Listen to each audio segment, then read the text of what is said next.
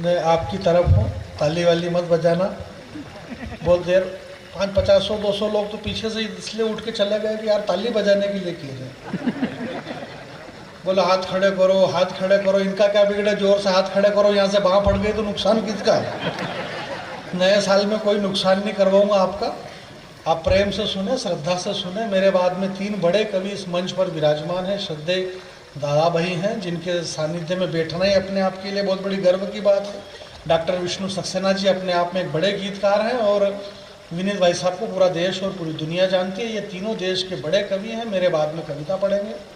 ये बात मैं इसलिए भी कह रहा हूँ कि ये वाकई में बड़े हैं, और इसलिए भी कह रहा हूँ कि जब इनका नंबर आए तो ये भी ऐसा बोल दे कि अभी आपके बीच में श्रद्धेय बैरागी जी कविता कर रहे थे। थोड़ी इससे मेरी इज्जत बनी रहेगी और भाईचारा भी बना रहेगा मंच। हाँ, मैं एक कविता आपके बीच में पढ़ देता हूँ। माता बहनें यहाँ पर बैठी हुई है बहुत सारे। संत श्री का आड़ लेकर के 3 जनों ने अपना काम निकाल लिया है। हमारे बीच में संत श्री विराजमान है। बस खाली इतना ही रोल है इनका कि संत श्री विराजमान है, बाकी सारा काम अपना कर रहे हैं। ऐसा तो ही नहीं कि संत श्री पे पूरी पूरी कविता सुना दी, खाली हमारे बीच में विराजमान है। अब संत श्री की परिभाषा और संत श्री विराजमान है, इससे ज्यादा कोई कुछ। अब मैं तो क्या कि बैरागी आदमी हूँ, सारे मंत्र जानता हूँ। मैं मरे गरे के भी जानता हूँ, शादी ब्याह के भी जानता हूँ। ये अलग बात है कौन से वाला कहाँ पढ़ना है मेरे को याद नहीं रहता, पर जानता हूँ क्योंकि मैं ओरिजिनल बैरागी। ये जो है ये सारी बातें हैं। भगवान आज रात के 11-12 बज चुके हैं। भगवान श्री राम का प्राकट्य उत्सव शुरू हो गया। अष्टमी से नवमी की ओर हम प्रवेश कर गए। आज भगवान श्री राम की जो नवमी बताया गया है, पूरी देश दुनिया सब जानती है कि रामनवमी के दिन भगवान श्री राम का जन्म हुआ था, ऐसा सबने कहा। हालांकि मैं इस बात को नहीं मानता हूँ कि रामनवमी के दिन भगवान राम का जन्म हुआ था, क्योंकि अगर वो भगवान राम है तो फिर जन्म कैसा? वो तो नारायण है, अनंत है, ईश्वर है, और उनका कभी जन्म नहीं होता। यहाँ अगर संत की बात कर रहे हैं कि संत यहाँ पर बैठे हुए हैं, तो संत की परिभाषा तो मुझे पता नहीं, पर मैं इतना जरूर जानता हूँ कि जब एक मनुष्य के अंदर संत प्रवेश कर जाए, सनातन धर्म का जो सबसे बड़ा और पहला विलेन था, इस मंच के बड़े लोग बैठे हुए हैं। ये इसलिए बैठे क्योंकि बैठने की व्यवस्था है। मतलब ज्यादा इतना लोड भी मत लेना कि यार ये क्यों बैठे होंगे। तो मैं बहुत ज्यादा बड़ा कवि भी नहीं हूँ इनकी तरह। ये तो सारी देश दुनिया में घूमते रहते हैं, बम्बई, दिल्ली, बेंगलोर, हैदराबाद में कहीं भी नहीं गया हूँ। मेरे घर से सीधा यहीं आया हूँ और यहाँ से वापस मेरे घर चला जाऊंगा। नहीं अपन 10-10, 20-20 दिन इधर उधर रोते फिरो, क्या मतलब? अपन इधर उधर रोते फिरो और अपने घर के सामने फिर दूसरे रोते फिरे, क्या मतलब? इसलिए यथार्थ में जियो, जो सत्य है सत्य के अंदर जियो। मैं सत्य बात कहना चाहता हूँ। भगवान राम पे इतनी सारी बातें कही गई इस मंच से, और अभी तो आगे और कहेंगे। और विनीत भैया ने तो धनुष्मान में लड़े झगड़े कर दिए। लो बोलो यार, बोलो रामचंद्र जी का एक हाथ इस हाथ से कह दिया, और इस हाथ ने इस हाथ से कही, तो फिर इस हाथ ने इस हाथ से कही, और फिर इन्होंने आपसे कही। और इन्होंने ये भी कह दिया कि अगर इस बात पे, इस हाथ की इस बात पे आपके हाथ नहीं उठे तो मैं आज संचालन नहीं करूं। एक जगह इन्होंने ऐसा गुस्से में बोल दिया तो भी लोगों के हाथ नहीं उठे, फिर भी संचालन करना पड़ा, नहीं तो कौन करे।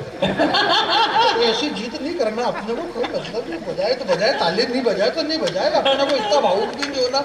हमारे निशा भाई बहुत भावुक हो रहे थे कि मेरे छोटे से निमंत्रण पे बड़े बड़े कवि आ गए और मेरे ये गुरुजी आ गए और ये आ गए, सब आ जा रहे। निशा, पेमेंट जिसने जितना मांगा इतना दे दो तो सब आ जाते। क्या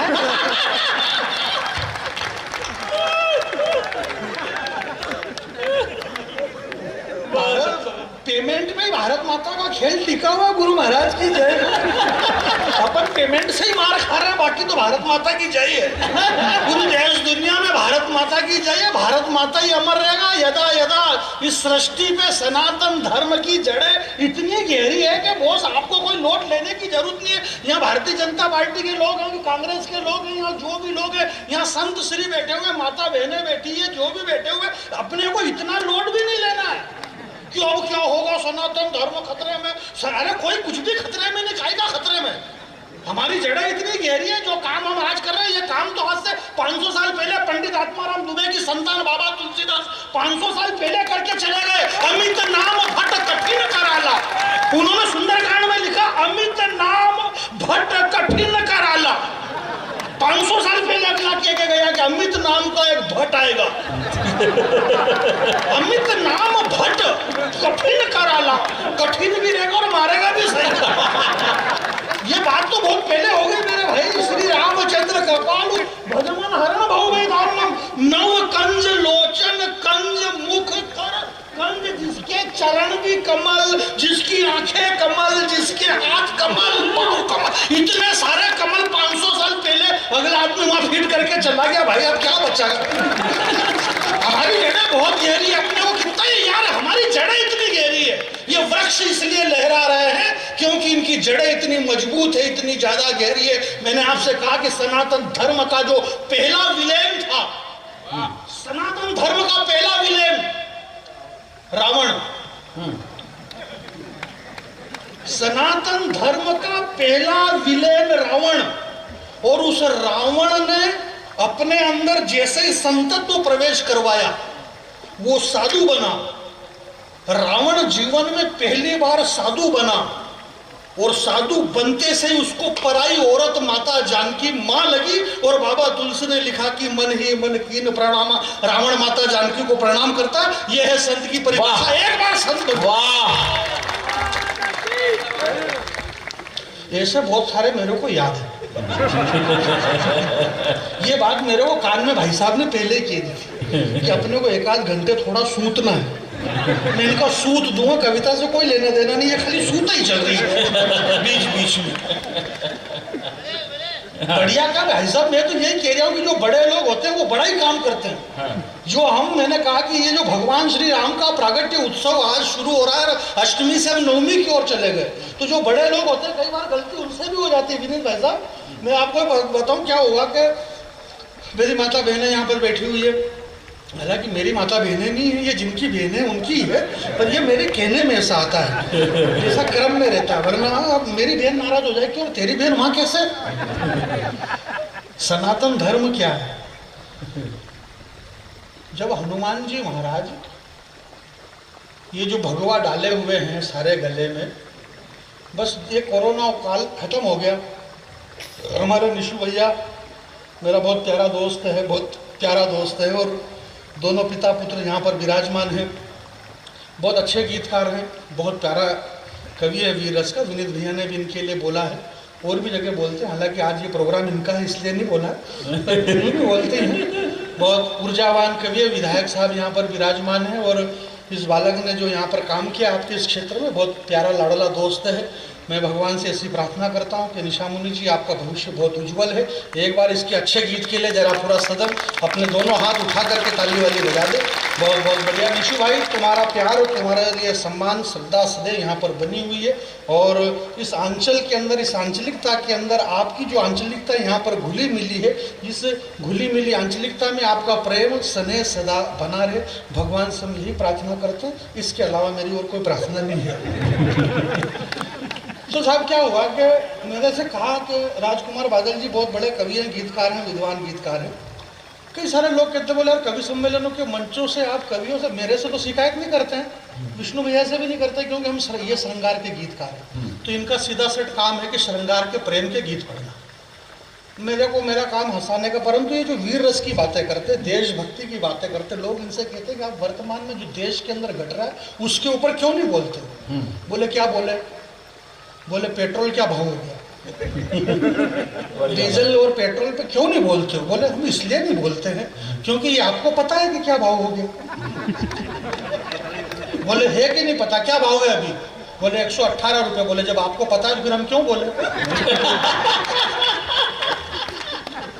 भाई राजकुमार बादल हमारे बीच में बाकरा से, भीलवाड़ा जिले के शाहपुरा तहसील के बाकरा गांव से आया और श्रृंगार के गीत पढ़ता है। ये बात किसी को मालूम नहीं थी तो इन्होंने बता दी। पर पेट्रोल 119 रुपये लीटर है, आपको पता है तो हम क्यों बोले? तो जो बात हमें पता है, सारी दुनिया को पता है, इस बात के लिए कवि क्यों बोले? परंतु कवि जो बोलना चाहता है, हे सदी के वेद व्यासो, वाह, ये सदी के वेद व्यास इस मंच पर विराजमान है मेरे भाई। एक कविता खड़ी करना चाहता हूँ। इस मंच से बार बार कहा, आगे के लोग ताली बजा रहे, पीछे वाले कुछ भी नहीं कर रहे, पीछे वाले सिर्फ सुनने के लिए आए। मैं पीछे वालों से निवेदन करना चाहता हूँ कि आप ऐसे बिल्कुल नहीं बैठ सकते हो, तो आप ऐसे नहीं बैठ सकते हो। जो लोग पीछे बैठे हुए हैं अपने दोनों हाथ जरा खड़े करके इस बात का सबूत है। हम कवि सम्मेलन की शुरुआत कर रहे हैं, दोनों हाथ खड़े करें आपने, तालियां बजाइए। आप नहीं बजाए तो मैं थोड़ी कह रहा था कि भाई पर आप बजा दे दो। रात के विनीत भैया, एक साथ परिंदों ने कहा, एक प्यारी कविता था भाई। मैं पहली बार 2 साल के बाद, कोरोना काल बीत गया, अब 2 साल के बाद आपके दर्शन का सौभाग्य मिला है मुझे, और सारे बड़े कवियों का सौभाग्य। हालांकि मैं भी बड़ा जैसा ही हूँ, ऐसी कोई बात नहीं है, प्रेम से सम्मान है, बढ़िया बात है। तो सुनिएगा, आपके परिंदों ने एक साथ, राजू भाई आप भी पहली बार सुनेंगे, डॉक्टर साहब भी पहली बार सुनेंगे, और अगर इसके पहले भी आपने सुन रखी है तो चेहरे के हाव भाव ऐसे बनाओ जैसे पहली बार आप सुन रहे हो, क्योंकि इस मंच पे हास्य रस का कवि मैं अकेला ही हूँ। बाकी इनको सबको देशभक्ति और श्रृंगार के गीत पढ़ना, हंसाने का काम मैं अकेला कर रहा हूँ। और कई बार ऐसा होता है कि लोग नीचे से कहते हैं, बोले मजे ही नहीं आ रहे। मजे कैसे आए? मजे हम दे रहे, आप ले ही नहीं रहे, तो मैं क्या करूँ इसमें? मेरी तो कोशिश है कि आप हंसते रहिए। शेक्सपियर को आपने पढ़ा होगा, आप पढ़े लिखे लोग हैं, विद्वान लोग इस देश के अंदर रहते हैं, बुद्धिजीवी लोग रहते हैं देश में। बुद्धिजीवी का मतलब आप समझते हैं, जिसकी बुद्धि में छोटे छोटे जीव पड़ जाते हैं, वो बुद्धिजीवी है इस देश के अंदर, जिनका भेजा पूरी तरह से सड़ गया। इस हिंदुस्तान की 135 आदरणीय दीदी बैठी हुई है हमारे बीच में। 135 करोड़ लोगों ने जो भी डिसीजन लिया है पूरी ईमानदारी से लिया है। हमने 10 साल से एक डॉक्टर को प्रधानमंत्री बना करके रखा। डॉक्टर मनमोहन सिंह जी डॉक्टर थे, अर्थशास्त्री थे, डॉक्टर होने के बाद भी उन्होंने 10 साल में एक इंजेक्शन तक नहीं लगाया। फिर एक चाय बेचने वाले को प्रधानमंत्री बनाया, उसने दिया धड़ाधड़ ऑपरेशन पे ऑपरेशन, ऑपरेशन पे ऑपरेशन। अब अगर चाय बेचने वाला ऑपरेशन करेगा तो टाके तो गलत तुरंत आ ही सकते हैं। ये टाके गलत आ गए लोगों, इसलिए चिल्ला चोट हो रही है, ये बुलडोजर इसलिए चलाया जा रहा है, वरना ऐसी कोई जरूरत नहीं पड़ रही है, सब मामला ठीक ठाक चल रहा है। नेताओं के खिलाफ ऐसा कुछ नहीं, सारा सिस्टम बदल गया मेरे भाई। देश बहुत मजबूत हो गया, हिंदुस्तान बहुत मजबूत हो गया, हमारी जड़ें बहुत मजबूत है, हमारी जड़ें बहुत गहरी है, सनातन धर्म की जड़ें बहुत गहरी है। आपने भगवान यीशु को देखा होगा क्रूस पे टंगे हुए, क्रूस पे टंगे भगवान यीशु। नया वर्ष है, नए वर्ष के उपलक्ष्य में ये कवि सम्मेलन है, 9 संवत्सर हो रहा है। ये जो भगवा है, मेरी माता बहनें बैठी हुई है, इस दुनिया में अगर सुरक्षित है नारी तो हिंदुस्तान के अंदर है, और ये बात सटीक होकर के गई है। आप ताली मत बजाओ, और बजाओ तो भी मेरी अगली बात सुनो, इसके बाद बजाओ। जो बड़ा आदमी होता है उसका डिसीजन भी बड़ा होता है। बाबा तुलसी ने लिखा कि कछु मारे सु कछु मरदे सु कछु मिलाए सु धरी दूर। ऋषा मुनि ने मुझसे कहा, बोले धरी दूर का मतलब क्या होता है? मैंने कहा इसका मतलब होता है बाबड़ा भूत। बोले बाबड़ा भूत का मतलब भी समझ में नहीं आ रहा। बाबड़ा भूत कहीं से मन गया, कहीं से कहीं, जैसा सन्नी देओल की गदर फिल्म देखी? बोले देखी। बोले सन्नी देओल कैसी गाबड़ी पकड़ के बाबड़ा भूत कर देता है? बोले हाँ। बोले बस हनुमान जी ने ऐसा बाबड़ा भूत कर दिया लोगों को अशोक वाटिका में। बोले क्यों कर दिए? मैंने कहा ऐसा इसलिए कर दिया कि अगले आदमी के पास में फुल फाल कॉन्फिडेंस था, और पूरे कॉन्फिडेंस से हनुमान जी महाराज गए। ये जो मेरी माता बहनें, मैं इन्हें वचन और शपथ देता हूँ इस मंच पे खड़े रहकर के, ये बेटियां यहाँ पर बैठी हुई है कि हम यहाँ कितने सुरक्षित है, और हिंदुस्तान में माता बहनें कितनी सुरक्षित है। जब हनुमान जी से कहा गया, रावण की सभा में हनुमान जी को पेश किया, तो रावण ने हनुमान जी से कहा कि देखो हनुमान जी, तुम ज्ञानियों में अग्रज हो, बहुत बड़े हो, ज्ञानी हो। बोले बिल्कुल है ही सही, इसमें कौन सी नई बात? हनुमान जी कौन से पीछे हटने वाले थे? बोले हाँ। बोलो क्या कहना पड़ रहा तुम्हारा? दुनिया का पहला स्पीकर था जिसको रावण को कहना पड़ा कि मिला गुड़ बड़ा, हमें इतना बड़ा गुरु मिला। बोले तुम इतने बड़े ज्ञानी हो हनुमान, परंतु तुमने गलती बहुत बड़ी कर दी। बोले कौन सी गलती? बोले तुमको भूख लगी थी। मैं इस विशाल मंच के ऊपर इन बड़े लोगों के बीच में एक बात कहना चाहता हूँ, शायद इस मंच से, और आपने किसी ने आज तक नहीं सुनी होगी, पहली बार सुनेंगे आप सब। और पहली बार इसलिए क्योंकि सुना ही मैं पहली बार गया हूँ, किसी को मालूम ही नहीं है, मेरे को ही मालूम है। इसलिए मैं आपके बीच में कह रहा हूँ कि यहाँ नारी कितनी सुरक्षित हो सकती है हिंदुस्तान के अंदर। रावण ने कहा, बोले हनुमान जी तुम्हें भूख लगी थी तो ये फल तोड़ के खा लेते। माँ तुम्हें अतिशय भूखा। हनुमान जी ने कहा, बोले मैं बहुत भूखा हूँ, ये नया वर्ष है, भगवान श्री राम का प्राकट्य उत्सव का दिन है, इसलिए मैं इस तरह की बातें आपके बीच में कर रहा हूँ, और इसलिए मुझे करना भी जरूरी है क्योंकि हिंदुस्तान पूर्णता की ओर अग्रसर हो रहा है। गुरुदेव, पूर्णता की ओर हमारा हिंदुस्तान अग्र हो रहा है। हमारे निशा भाई ने कहा, बोले भगवान श्री राम का जन्म 9वीं के दिन हुआ है। 9वीं के दिन प्रभु श्री राम भाई प्रकट कर पाला। प्रभु श्री राम प्रकट हुए 9वीं के दिन, एकदम से लेकर के अमावस्या थी तो 10वीं के दिन हो जाते, पंचमी के दिन हो जाते, 11 के दिन हो जाते, पूर्णिमा के दिन हो जाते, 9वीं के दिन ही क्यों? बात तो ये भी सही कि भाई नवमी के दिन क्यों? श्री राम जी दशमी के दिन हो सकते थे, अष्टमी के दिन हो जाते। मैंने कहा भाई ये 9 जो अंक है, राजू भाई आप गणित के टीचर हैं, आप सारे पढ़े लिखे लोग हैं, विनीत भैया केमिस्ट्री के प्रोफेसर हैं, आप डॉक्टर हैं, ये भी डॉक्टर हैं, सब पढ़े लिखे। मैं बिल्कुल भी पढ़ा लिखा आदमी नहीं हूँ, गंवार आदमी हूँ, गाँव का रहने वाला हूँ। और इसलिए भी पढ़ा लिखा कि इन्होंने भी पढ़ लिख के कर क्या लिया? कर तो वही रहने जो मैं कर रहा हूँ। जब ऑलरेडी यही करना है तो फिर पढ़ लिख के भी क्या करना? और कई बार तो अच्छा कर लेता हूँ इनसे। तो भाई मैंने कहा कि देखो ऐसा है कि ये जो 9 है ना, 9 मुझे मेरे गुरु ने बताया 9 दूनी 18। 9 एक ऐसा पूर्ण अंक है जो हमेशा के लिए पूर्ण। 9 दूनी 18, 1 और 8 9, 9 दूनी 27, 2 और 7 9, 9 तारीख 36, 3 और 6 9, 9 पूरा 45, 5 और 9, 9 छंग 56, 90 90 81, 8 और 1 9 और 9 धाम 90। 9 का 9 में कितनी भी बार गुणा करो तो पूर्ण 9 ही रहेगा। इस सृष्टि के अंक गणित में 9 एक ऐसा आंकड़ा है जो पूर्ण है, और श्री राम पूर्ण पर ब्रह्म परमेश्वर है। इसलिए वो नवमी के दिन इस पृथ्वी पे ताली मत बजाओ। बात और भी अच्छी थी, इससे भी बढ़िया। यही बात रावण ने हनुमान जी से कही कि हे हनुमान, तुम्हें भूख लगी थी तो तुम फल तोड़ के खा सकते थे, ये वृक्ष तुमने उखाड़ करके क्यों फेंके, ये शाखाएं क्यों तोड़ दी, तुमने अशोक वाटिका क्यों उजाड़ी? वन विभाग वाले तुम्हारे खिलाफ एफआईआर दर्ज करेंगे। हनुमान जी ने भी कहा कि बात तो सही कह रहे हैं ये, अपने को भूख लगी थी तो जोश जोश में झाड़ तोड़ने से क्या मतलब था भाई, अपने को 5-10 फल तोड़ तोड़ा के खा लेना। परंतु बड़ा आदमी अगर कोई डिसीजन लेता है तो बड़ा ही डिसीजन लेगा। बड़े का डिसीजन बड़ा होता है मेरे भाई। ये हिंदुस्तान इसलिए विश्व गुरु है। गु मने अंधकार, रू मने प्रकाश। जो अंधकार से प्रकाश की ओर ले जाता है वह गुरु कहलाता है। बाल समय रवि भक्ष लियो, तब तीनों लोग भयो अंधियारो। बचपन में पूरी सृष्टि अंधकार में पड़ी हुई थी। हनुमान जी ने बचपन में पूरा सूर्य मुंह में ले लिया। घर पे जाके हनुमान जी को नारियल चढ़ाना है कि हे हनुमान जी महाराज बहुत बहुत धन्यवाद कि वो बचपन में सूर्य मुंह में से ले लिया, वो वापिस निकाल दिया। अगर मान लो अभी तक नहीं निकालते तो पड़े रहते अंधेरे में। ये कवि सम्मेलन वगैरह सब अंधेरे में ही होते, मालूम ही नहीं पड़ता अंधेरे में किसकी गाड़ी में किसकी लाड़ी जा रही बैठ के। ये तो हनुमान जी महाराज का बहुत बहुत धन्यवाद है कि गाड़ी भी अपनी और लाड़ी भी अपनी, और अपनी गाड़ी में अपन अपनी चाबी घुसेड़ रहे हैं। इस अंधकार से रोशनी में ले जाने वाले हमारे हनुमान जी हैं। देवनान करी विनती तब छाड़ दियो रवि कष्ट निवारो। 33 करोड़ देवताओं ने मिलके एक साथ विहार स्वारी बोला, तब जाके भाई ने मुंह खोला। बचपन में पालने में सोए हुए थे, जाने किन ख्यालों में खोए हुए थे। बताओ ऐसा चरित्र कहाँ मिलेगा विश्व के किसी भी राष्ट्र में। और अंजना मैया को थोड़ी सी देर क्या हो गई, पूरा सूर्यदेव निकल गए ब्रेकफास्ट में। ये हमारी जड़ें हैं, हमारी गहरे हैं। यीशु मसीह को जब क्रूस पे टांगा गया तो 4 कील ठोकी। मुझे आशीर्वाद देना, पीछे तक मेरी आवाज जा रही है तो हाथ खड़े कर देना कि हमारी जड़ें कितनी गहरी है। यीशु को जब क्रूस पे टांगा, एक कील इस हाथ में ठोकी, एक इस हाथ में, एक इस पांव में और एक इस पांव में, 4 कील ठोकी। यीशु भगवान के घर चले गए।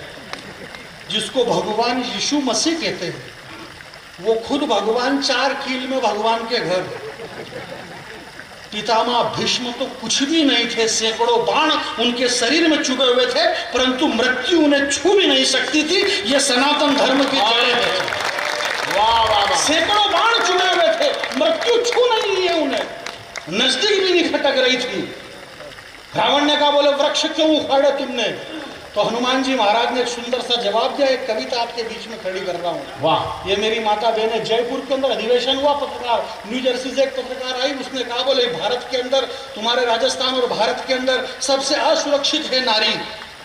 मैंने कहा मूर्ख, तुझे पता नहीं है कि हिंदुस्तान के अंदर नारी कहीं से कहीं तक असुरक्षित नहीं है। एक नारी के प्राणों की रक्षा के लिए एक पक्षी अपने प्राणों की आहुति दे देता है।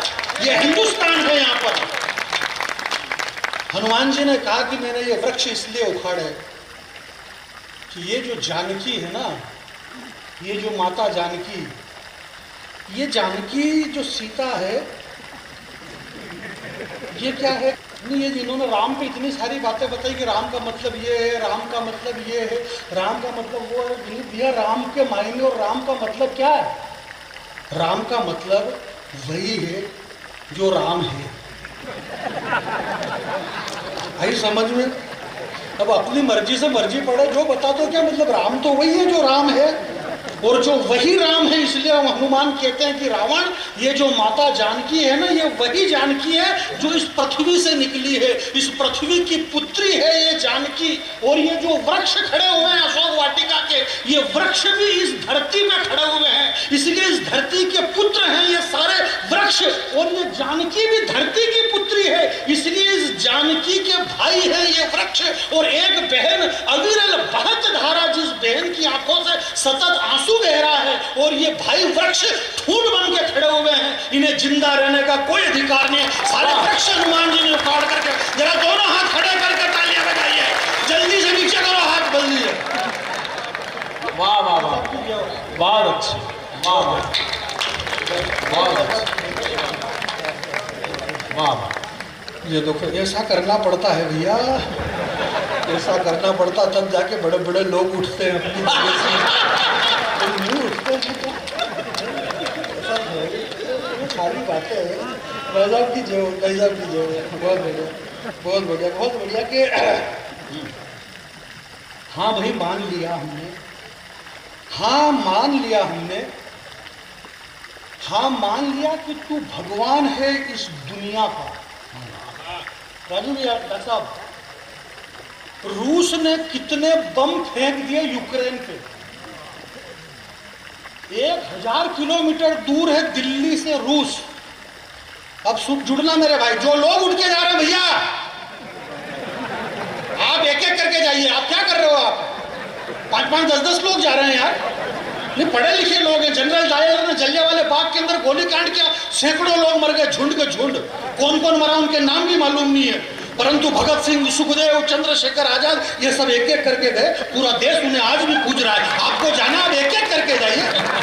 आप 5-5, 10-10 एक साथ उठ के मत जाइए भैया, आराम से जाइए। मैं आपको जाने से थोड़ी रोक रहा हूँ, है। परंतु कवि सम्मेलन का दौर अब शुरू हो गया, कविता शुरू हो रही है, हम कुछ ज्ञान की बातें सुन रहे हैं। बड़े लोग इस मंच पे खड़े हुए हैं। विवेकानंद जी ने कहा है कि 10 किताब के पढ़ने के बजाय किसी एक ज्ञानी को 10 मिनट ध्यान से सुन लिया जाए। तो 10 किताब के बराबर अकेला आदमी आज आपके बीच में खड़ा हुआ है। आप कैसी बातें कर रहे हैं? तो मेरे को आप ध्यान से सुनिए। ऐसा मैं मजाक कर रहा हूँ, पर वाकई में आदमी बड़ा ही हूँ। तो मैं ये कह रहा था कि 500 किलोमीटर दूर है दिल्ली से पंजाब, अमृतसर 500 किलोमीटर दूर। अब वहाँ पे किसानों ने गेहूं के वो जलाए, क्या वो जलाए खाते। अपने इधर क्या कहते हैं? हाँ, सबकी इधर अलग अलग कहते हैं, पर है तो मतलब तो वही नहीं। कोई कुछ भी के लिए है तो वो गेहूं का बचा हुआ आइटम, नीचे का जो आइटम रहता सबका एक जैसा ही। हमारे यहाँ हो कि आपके यहाँ हो कि पंजाब में हो, गेहूँ काट लिए, नीचे बचा खापा, हमारे उधर खापे कहता है। वो वहाँ 500 किलोमीटर दूर चले तो दिल्ली में आ धुआं घुसा, ये केजरीवाल ने कहा। 500 किलोमीटर दूर खापे जले तो दिल्ली में आंख में धुआं घुसा। राजकुमार बादल के गांव में 4 बीघे के गेहूं जल गए, पटवारी की आंख में अभी तक धुआं नहीं घुस रहा। भाई वाह वाह वाह वाह वाह, कमाल है। लाल सूट के सोया हुआ अगला आदमी। 50 किलोमीटर बॉर्डर से हमारा मध्य प्रदेश चालू हो जाता है। सारी चीज़ों के भाव बढ़ गए। किसने के भाव? हमारे मध्य प्रदेश में भी लाल के भाव एकदम कम हो गए। लाल और सफ़ेद, लाल डाउन है अभी, सफ़ेद थोड़ी बहुत बड़ी हुई है। तो ऐसा कुछ भी नहीं है। तो रूस ने कितने बम फेंके यूक्रेन पे? 1000 किलोमीटर दूर रूस है और रूस यूक्रेन पे बम फेंक रहा है। कितनी मिसाइलें दाग दी गई है, कितने फाइटर वायुयान और कितनी मिसाइलें दागी गई है। ये बातें कौन कह रहा है? भारत का मीडिया। 1000 किलोमीटर दूर चला गया वो कह रहा है कि इतने सारे बम फेंक दिए। अब अगर बम खत्म भी हो जाए तो रूस को इनको कहना पड़ेगा कि खत्म हो गए हैं। बहुत अच्छे। तो ऐसा बताया गया कि रूस ने इतने बम फेंक दिए मैं आपके बीच में ये कह रहा हूँ कि हे दुनिया के ताकतवर मुल्क के मालिकों, ये जो बम और बारूद की आप बात कर रहे हो, मैंने इस पर एक छोटी सी नई कविता लिखी है। मेरे हौसले को आप देखना, हौसला देना भैया। बहुत प्यारी कविता, बहुत अच्छी कविता, आपको बहुत अच्छा लगेगा। एक नई कविता, रूस और यूक्रेन के ऊपर युद्ध हो रहा है और रूस यूक्रेन पे बम फेंक रहा है। निशान भैया आप ध्यान से देखो, और इतना भी मत देखो मालूम पड़े बम पे इतने पे गिर गया बम। चैनल वालों ने माहौल इतना खतरनाक बना दिया कि जैसे बम अपने ऊपर ही फेंक रहा है। और इतने सस्ते कर दिए, इतने दिन हो गए युद्ध चलते चलते बम की 2 कौड़ी की इज्जत हो गई है। आदमी सिगरेट की दुकान पे बंडल लेने के लिए जाएगा, वहां पे ये बात बोलेगा, बोले 30 नंबर बंडल दे दो और 2 बम दे दे। इज्जत ही खत्म हो गई। हाँ भाई, मान लिया कि तुम भगवान हो इस दुनिया के। हाँ, हमने मान लिया तुम भगवान हो इस सारी दुनिया के। जरा आहिस्ता आहिस्ता बम फेंको यार, तुमने सारे खिलौने तोड़ दिए हैं मेरी छोटी मुनिया के। मेरी संवेदना मैं कहना चाहता हूँ मेरे भाई, मैं आपके बीच में ये कहना चाहता हूँ कि हमने मान लिया तुम भगवान हो इस दुनिया के, परंतु तुमने सारे खिलौने तोड़ डाले हैं छोटी वाली मुनिया के। भला हिम्मत किसकी है जो बात कर सके तुमसे, डालकर आंख से आंख में 4 चांद लगे हुए थे तुम्हारी साथ में, परंतु तुमने ये आसमान इतना जहरीला कर दिया, परिंदे रो रहे हैं तुम्हारी बात में। तुमने ये आसमान इतना जहरीला कर दिया है।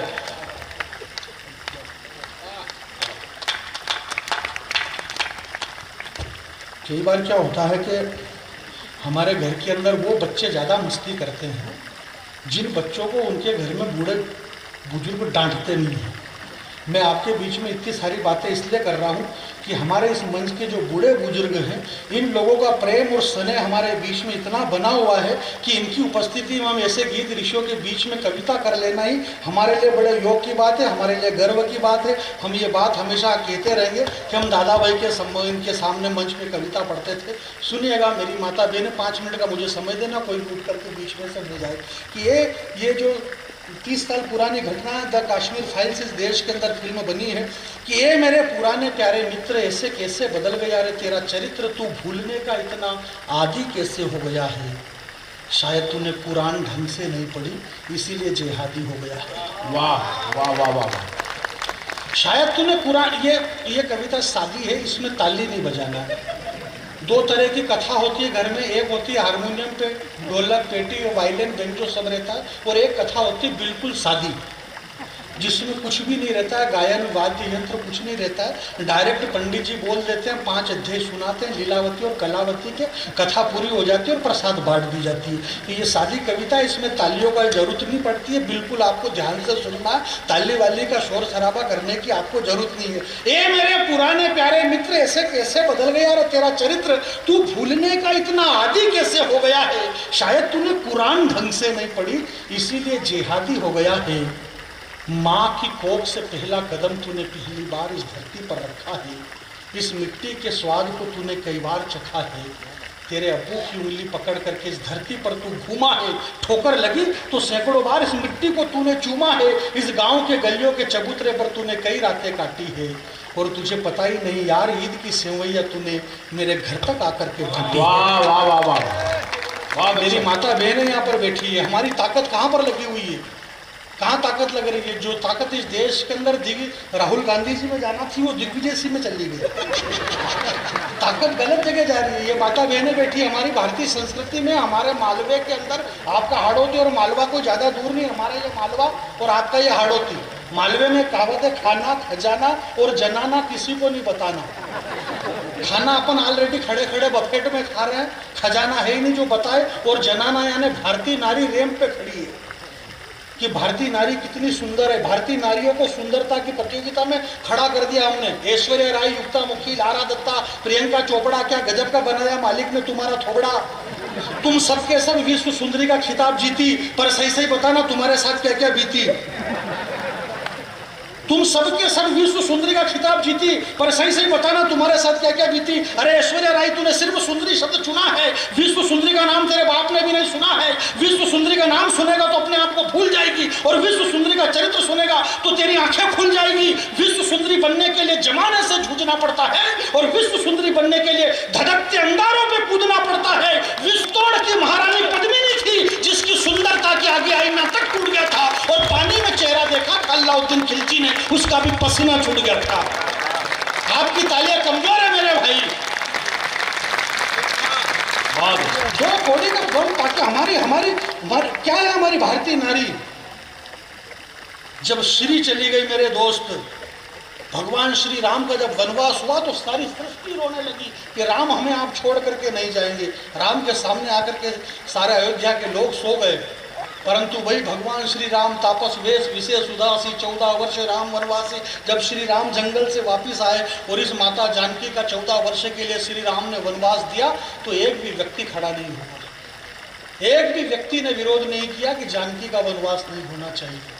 जहाँ को रघुनंदन टार देत, वहाँ को शरण देत फिर कौन। जिसे मेरा राम त्याग दे, उसे इस दुनिया में कौन शरण दे सकता है मेरे भाई। किसी ने शरण नहीं दी। उस वक्त तमसा के तट से एक बूढ़े महर्षि योगी की आवाज आई कि हे बेटी सीते, तू मेरी शरण में आ जा। वो सृष्टि का पहला आदि कवि वाल्मीकि हुआ, जिसने माता जानकी को अपने आश्रम में जगह दी। ये जो कवि इस मंच पर बैठे हुए हमारे विनीत भैया ने कहा कि बड़े दुख की बात है कि श्रद्धेय संत श्री नीचे बैठे हुए। संत श्री इसलिए नीचे बैठे हुए विनीत भैया कि तराजू के जो पलड़ा भारी रहता है ना, वो नीचे रहता है। वाह, हल्का वाला पलड़ा ऊपर है, हमारा पलड़ा बहुत हल्का है, जो भारी है वो नीचे। भारी चीज हमेशा नीचे ही रहती है। वाह वाह वाह, ये बात वाह वाह। मैं तो बहुत सारी अच्छी बातें करता हूँ इन दिनों, आजकल अच्छी बातें कर रहा हूँ। धन्य धन्य धरा जहाँ की शक्ति भक्ति और स्वाभिमान कभी बिका नहीं, और धन्य था वो शूरवीर राणा जिसकी ताकत के आगे अकबर तक टिका नहीं। क्या फौलादी सीना था उस राणा का, टकरा कर तीर सीने में टूट जाते थे, और ही नहीं नाता था जब चेतक तो मुगलों के छक्के छूट जाते थे। और ऐसा भगवा उड़ाया राणा ने हल्दी घाटी में कि सूर्यदेव भी छिप गए गगन पर, और आदमी तो आदमी एक घोड़े ने जान दे दी वतन पर। जिस देश में एक चेतक घोड़ा प्राणों की आहुति दे दे, हिंदुस्तान के मीडिया और चैनल वालों से मैं कहना चाहता हूँ, एक घटना घटा इस देश के अंदर दिन भर बस वो के वही शाहरुख खान के लड़के ने पता नहीं कोई आइटम चाट लिया, तो बंबई की क्राइम वो कौन सी पुलिस बोलते हैं उसको, हैं? आप उसमें काम करते हो क्या? नहीं, मेरे को नहीं मालूम। ये फटाक से बोल पड़ी सुमित्रा दीदी के क्राइम ब्रांच। तो इन दिनों सुमित्रा जी क्राइम ब्रांच में काम कर रही है। तो क्राइम ब्रांच वाले ही मान लो, वो क्या नाम उसका, इंस्पेक्टर वानखेड़े, बंबई के वानखेड़े ले गए पकड़ के उस शाहरुख खान के लड़के को। पूरा चैनल वाला 20-25 दिन तक, अरे बाप रे बाप, कोई खाने पीने तक के लिए सांस नहीं लेने दी इन्होंने। शाहरुख खान के लड़के को, आर्यन खान को लेकर के गई है पुलिस। आर्यन खान अभी इन दिनों अभी नहा रहे हैं, आर्यन खान बिस्कुट खा रहे हैं, आर्यन खान चाय पी रहे हैं, आर्यन खान ने पोहे खाए हैं, आर्यन खान फलाने रंग का कपड़ा पहन रहे हैं। शाहरुख खान उनसे मिलने के लिए पहुंच गए। चैनल वाले शाहरुख खान से बात करना चाहते हैं, जबकि शाहरुख खान उनसे बिल्कुल भी बात करना नहीं चाहते। वो उनके गलियारे में पड़े हुए हैं, ये वहाँ पे खड़े हुए हैं। 25 दिन तक माथा खा गए, और हुआ कुछ नहीं। शाहरुख खान के लड़के ने कोई पार्टी में कोई ज़्यादा पी ली होगी, उस बेवकूफ़ को ये पता नहीं है। अच्छा, ये शाहरुख खान का जो लड़का आर्यन खान, ये केस कुछ भी नहीं है, इन चैनल वाले को पता नहीं है। नया साल है इसलिए मैं आपको बता दूं कि ये कुछ भी नहीं है। आपके यहाँ जो हाड़ौती अंचल है, आपके इधर होता होगा जैसे अपने इधर 2 गाय रहती है, एक तो देसी गाय माता, एक होती है जर्सी गाय। जर्सी गाय रहती है, उस जर्सी गाय का जो केड़ा होता है, तो जो छोटा रहता दूध पीता, उसको कहते हैं अपन बछड़ा। अब वो बछड़ा जब दूध पीना बंद कर देता है तो बीच में होता है 3 रूप होते हैं, एक तो बछड़ा, एक केड़ा और एक बड़द बैल। तो जो दूध पीने के बाद में बीच की अवस्था में रहता है केड़ा, जर्सी गाय का केड़ा। उस जर्सी गाय के केड़े का कोई मतलब नहीं, उसको वो गाड़ोले लुवार तक नहीं खरीदते, वो किसी काम में नहीं आता। आप गाड़ोले लुवार से बोले केड़ा ले, केड़ा बोले कसो है, बोले जर्सो, बोले रेवा दे वो केड़ा वो गाड़ने। अब बात बढ़िया की है राजू भाई, पर बढ़िया क्या है इसमें पता आपको? इसमें बढ़िया ये है कि ये केड़े होते कौन है, ये जर्सी केड़े होते कौन है। ये जर्सी केड़े ऐसी जानकारी दे रहा हूँ, शायद आपको किसी ने नहीं दी होगी। मैं आपको बताऊँ, डॉक्टर विष्णु सक्सेना जी मेरे बड़े भाई श्रद्धा यहाँ पर विराजमान है, हिंदुस्तान के कई मुल्कों में ये गए हैं, परंतु ये केड़ा नहीं जानते। आप भले अमेरिका लंदन गए, पर आपको ये पता नहीं कि जर्सा केड़ा होता कैसे। जर्सा केड़ा मूल्य तो ये होता है कि देसी गाय और नस्ल सांड की दूसरी, वो नस्ल बदल जाए और ये नस्ल बदल जाए, दो नस्ल जब आपस में मिलती है उनसे जो बच्चा पैदा होता है वो होता है जर्सा। जर्सा केड़ा, जिसमें गाय देसी रहती है, सांड विदेशी रहता है, उससे जो पैदा होता है वो होता है जर्सा केड़ा। तो मैं ये कह रहा था, इसलिए कह रहा था राजू भाई कि पंजाब के अंदर एक शहर है जिसका नाम है अमृतसर। अमृतसर जानते हो? नहीं जानता तो भी हाँ करो, इसमें अपना स्टैंडर्ड मेंटेन होता है।